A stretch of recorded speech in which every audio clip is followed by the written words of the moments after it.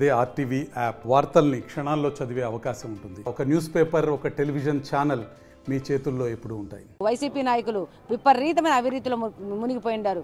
ఇది జగన్మోహన్ రెడ్డి గారు ఈరోజు తెలుసుకొని వాళ్ళందరినీ ఇటు అటు షిఫ్ట్ చేస్తా, ట్రాన్స్ఫర్లు చేస్తా,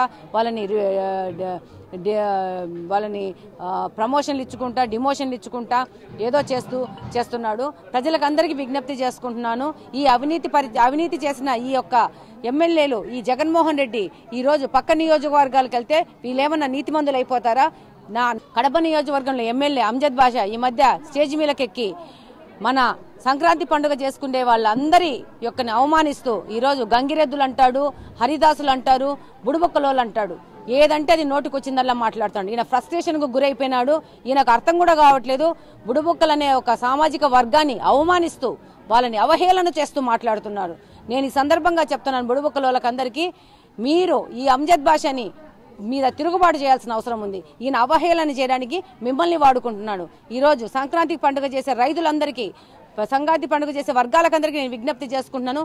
మనం ఎంతో ముఖ్యంగా ప్రాముఖ్యత ఉన్న నంది అంటే గంగిరెద్దు మనం పూజ చేసుకుంటాం. చాలా గొప్పగా అభిమానించి దేవుడిలాగా భావించే గంగిరెద్దుని ఈయన ఈరోజు ఒక అవహేళన చేస్తూ గంగిరెద్దులు హరిదాసులని మాట్లాడుతున్నాడు. ఎంత అహంకారానికి వెళ్ళిపోయినాడంటే 2500 కోట్లు సంపాదించుకునేసరికి నీకు పొగురు బట్టి అహంకారం అయిపోయి ఒళ్ళు పై తెలియకుండా మాట్లాడడం మొదలుపెట్టినాడు.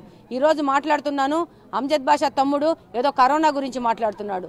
ఈ రోజు ఈ బుగ్గొంగ పక్కన వరదలు వస్తే నువ్వు గాని నీ అన్న గాని ఈ పక్కకు రాలేదని ఇక్కడున్న ఆడవాళ్ళు చెప్తున్నారు. సమాధానం ఏదో కరోనా గురించి మాట్లాడుతున్నావు.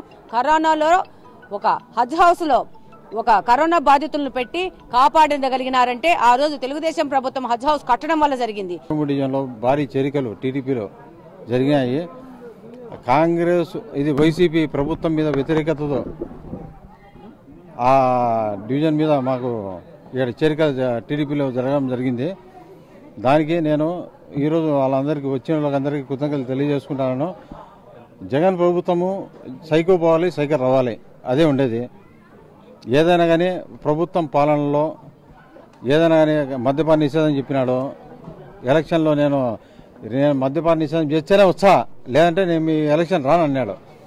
ఆ రోజు మళ్ళీ ఏమన్నాడు? మరిన్ని వీడియోస్ కోసం ఛానల్ ని సబ్స్క్రైబ్ చేయండి. లేటెస్ట్ అప్డేట్స్ కోసం వాట్సాప్ ఛానల్ ని ఫాలో చేయండి. అండ్ లింక్ డిస్క్రిప్షన్ లో ఉంది.